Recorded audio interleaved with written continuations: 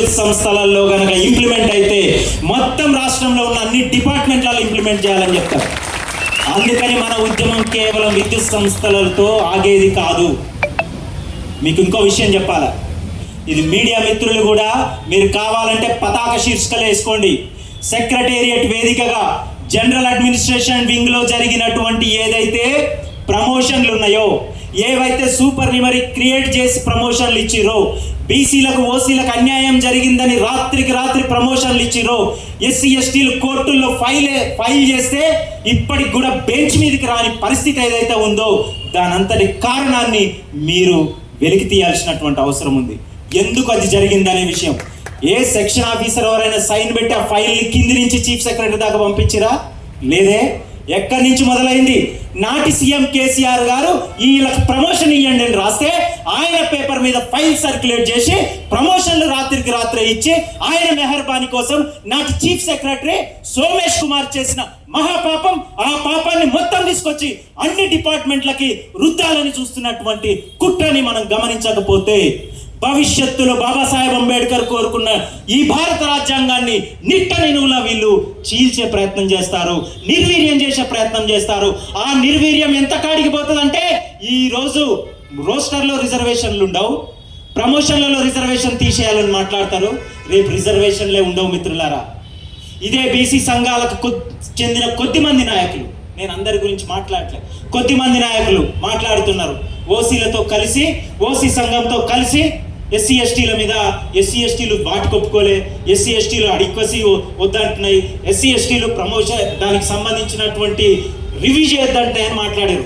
ఈ వేదిక ఇప్పటిదాకా కూడా ఎన్నో నెలలుగా, సంవత్సరాలుగా పదే పదే ఆర్టికల్స్ రాస్తూ పేపర్లలో భారత రాజ్యాంగ స్ఫూర్తి గొప్పదని రాస్తూ, రిజర్వేషన్లు గొప్పయని రాస్తున్నటువంటి వ్యక్తులు, వీడియోలు చేస్తూ మాట్లాడుతున్నటువంటి వ్యక్తులు, పక్క కులాల మీద, ఎస్సీ ఎస్టీల మీద దుష్ప్రచారం చేస్తున్నటువంటి వ్యక్తులకు ఏ రోజు కూడా మనం కౌంటర్ ఇవ్వలేదు.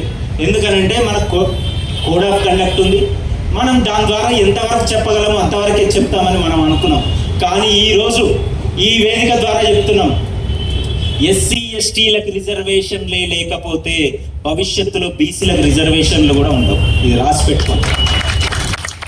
ఓసీ అసోసియేషన్ యొక్క మెయిన్ పాయింట్ ఏందో చెప్పాలా.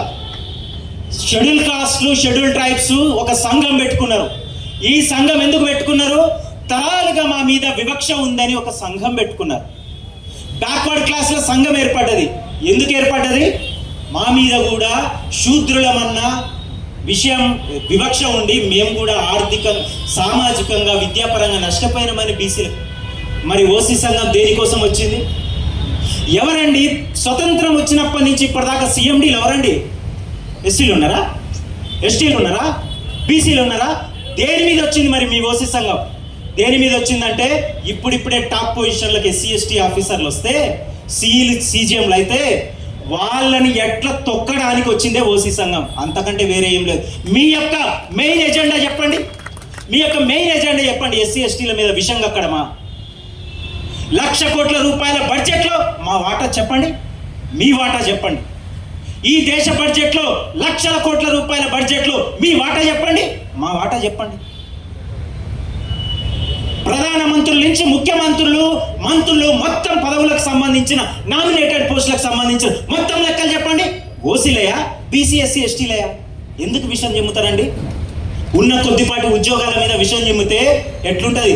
బాబాసాహెబ్ అంబేద్కరే గనక ఈ దేశంలో పుట్టి భారత రాజ్యాంగం రాసుండకపోతే, పిల్లిని రూమ్లో వేసి కొడితే ఎట్లా తిరగబడేదో ఈ దేశంలో సివిల్ వార్ వచ్చిండేది. ఈ దేశంలో ఉన్న వ్యవస్థ అయినటువంటి మను వ్యవస్థ మీద అంతే స్థాయిలో తిరుగుబాటు జరిగి ఉండేది.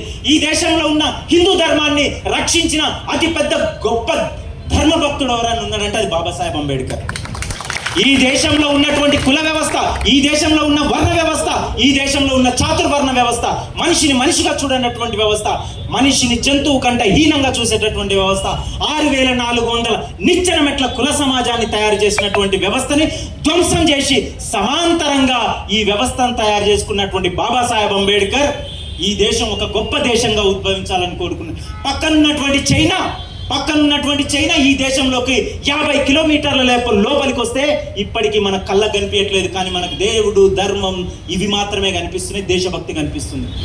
ఈ దేశంలో కోటాను కోట్ల బిడ్డలు చదువుకున్న వాళ్ళంతా నిరుద్యోగులు తిరుగుతూ ఉంటే అది కనిపించట్లేదు. ఇదంతా పాలిస్తున్నది ఎవరండి? ఓసీలా, ఎస్సీ ఎస్టీలా? ఎవరు పాలిస్తున్నారు? ఎవరి చేతుల్లో ఉన్నాయి?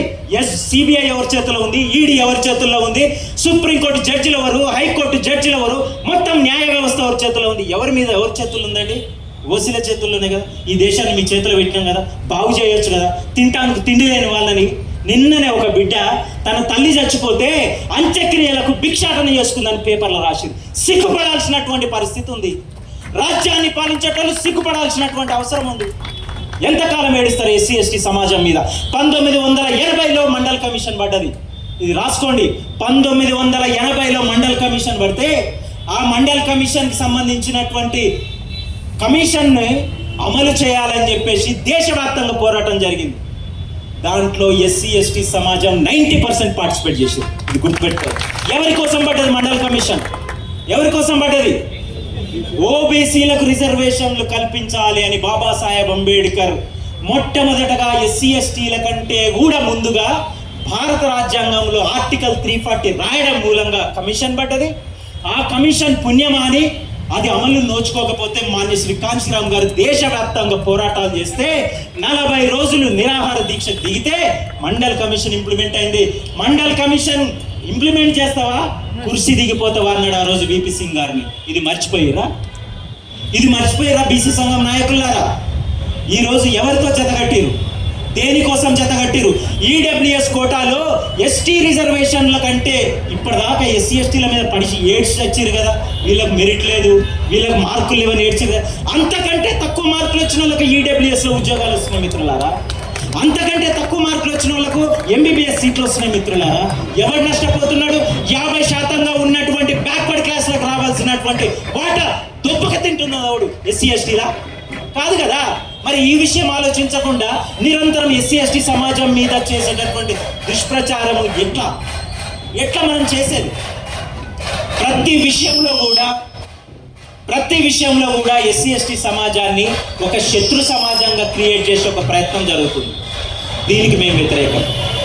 బీసీలకు మేము వ్యతిరేకం కాదు, బీసీ సమాజానికి వ్యతిరేకం కాదు, ఎస్సీ ఎస్టీ సమాజం ఓసీలకు కూడా వ్యతిరేకం కాదు.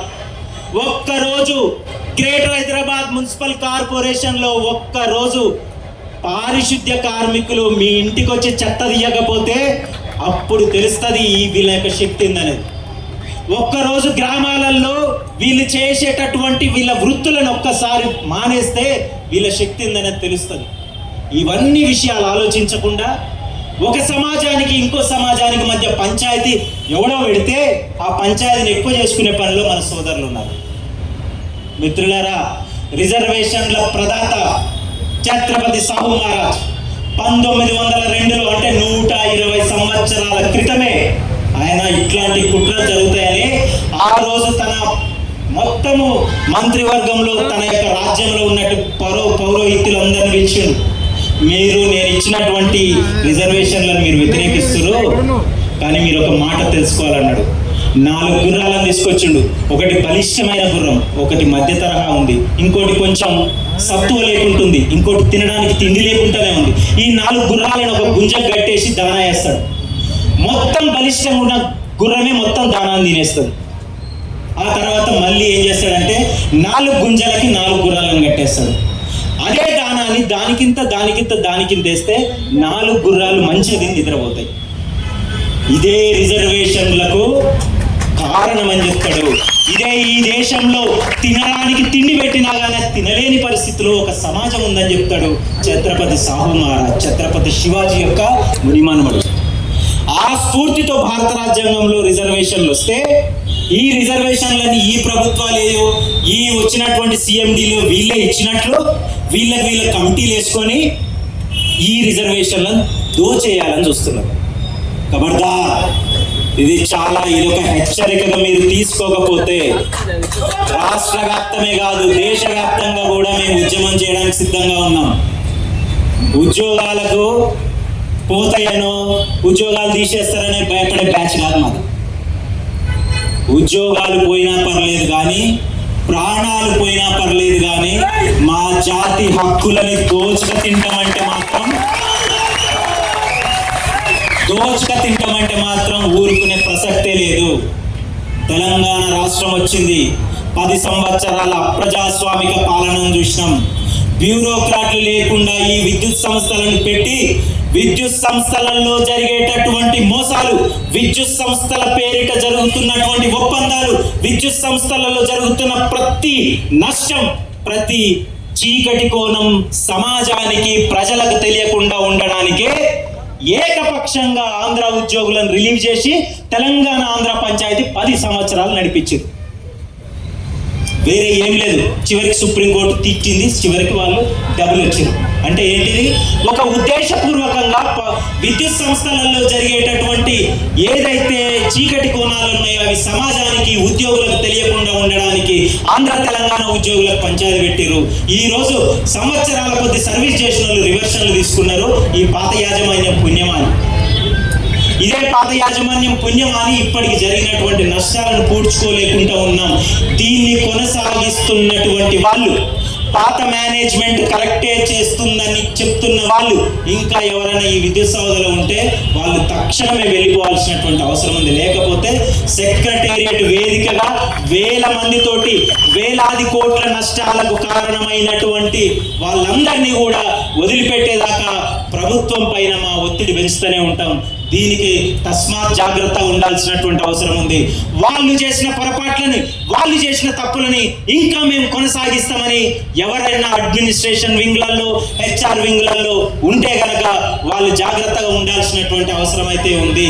ఎందుకనంటే 10 సంవత్సరాలుగా రూల్స్ కు విరుద్ధంగా, 10 సంవత్సరాలుగా రెగ్యులేషన్స్ కు విరుద్ధంగా మీరు చేసినటువంటి అక్రమాలన్నీ కూడా త్వరలోనే జ్యుడిషియల్ ఎంక్వైరీలో తేలే విధంగా మేము ప్రభుత్వాన్ని డిమాండ్ చేస్తాం.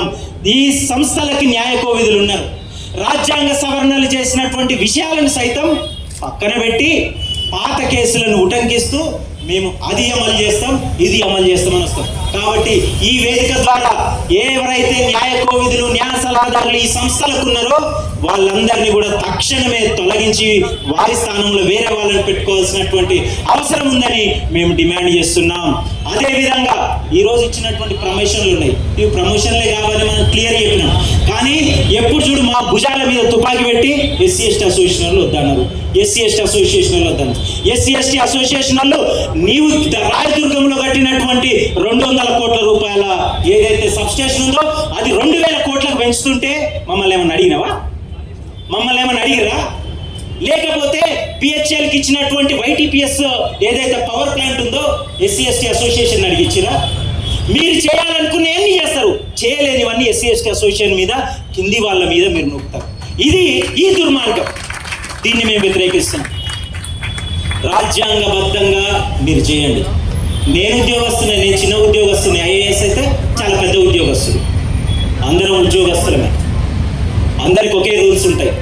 మా ఇష్టం వచ్చింది మేము చేస్తామని ఐఏఎస్లు అన్నా కుదరదు, నా ఇష్టం వచ్చింది నేను చేస్తానా మనమన్నా కుదరదు. కానీ ఒక పద్ధతి అంటూ ఉంటుంది. ఆ పద్ధతిని అమలు చేయకపోతే, ఆ పద్ధతిని మీరు రాజ్యాంగబద్ధంగా చేయకపోతే డెఫినెట్గా విప్లవం వస్తుంది. మీరంతా ఏమనుకుంటున్నారంటే ఈరోజు మాట్లాడారు వెళ్ళిపోతారు, ఇంకా ఈ విషయం గురించి మళ్ళీ తర్వాత చూసుకుందాంలే అనుకుంటారు. గతంలో ఒక దెబ్బ తిన్నాం, గతంలో మోసపోయినాం, ఇక మోసపోవడానికి సిద్ధంగా లేదు. ఒకప్పుడు బాబాసాహెబ్ అంబేద్కర్ రాకముందుకు చదువు లేదు, విజ్ఞానం లేదు, అసలు ఏం మాట్లాడుతున్నామో తెలియదు, జంతువుల కంటే హీనంగా ఉన్న పరిస్థితుల నుంచి ఈరోజు జ్ఞానం వచ్చింది. అంతరిక్షం వైపు వెళ్ళేంత జ్ఞానాన్ని మా బిడ్డలకి ఇచ్చే గొప్ప అవకాశం మాకు భారత రాజ్యాంగం ద్వారా వచ్చింది. ప్రపంచ దేశాలకు వెళ్ళగలిగే జ్ఞానం మా దగ్గరికి వచ్చింది. తంగలాన్ సినిమా చూసిరా? చూడలేదా? తంగలాన్ సినిమాలో హీరోని తెల్లదొర వచ్చి బండి దిగి ఇట్లా పట్టుకుంటే వాడి ఒళ్ళంతా ఇలా పులకరించిపోతుంది. అంటే నన్ను ఈ దేశంలో కనీసం ముట్టుకోడే పక్కనున్నాడు, తెల్లగున్న దొర నన్ను ముట్టుకున్నాడు ఏందని ఆనందంతో ఉప్పొంగిపోతాడు. ఇదే అనుభవం బాబాసాహెబ్ అంబేద్కర్ కూడా కలిగింది. కొలంబియా యూనివర్సిటీకి పోయినప్పుడు బాబాసాహెబ్ అంబేద్కర్కి మంచినీళ్ళు తాగుతుంటే పక్కనున్నటువంటి తెల్లదొర నీళ్లు తాగి ఆయన గ్లాస్ ఇస్తాడు. ఆయన ఆశ్చర్యపోతాడు. అరే మా దేశంలో మమ్మల్ని మంచినీళ్ళు తాగడానికి మాకు సపరేట్ కుండ పెడతారు కదా, నన్ను క్లాస్ రూమ్కి పోతే అసలు లోపలికి రానియలేదు, నన్ను బయట కూర్చోబెట్టారు కదా, వీళ్ళేంది మమ్మల్ని పక్కన కూర్చోబెట్టుకుంటున్నారు, వాళ్ళు తాగే గ్లాస్ మాకు ఇస్తున్నారు అని చెప్పేసి ఆలోచించి సమస్త ప్రపంచ విజ్ఞానాన్ని తన మెదడులోకి ఎక్కించుకొని ఏ ఒక్కరికి భారత రాజ్యాంగంలో ఒక ఆర్టికల్ మీద కానీ ఒక